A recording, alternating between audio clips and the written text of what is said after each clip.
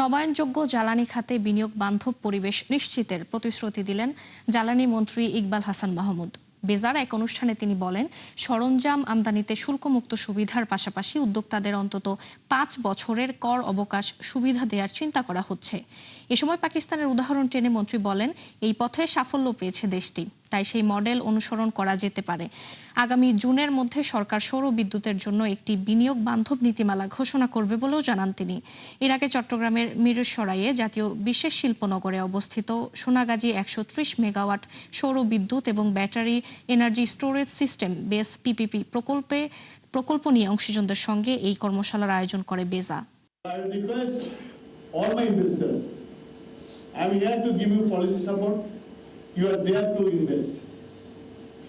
And I also assure that you will get your return.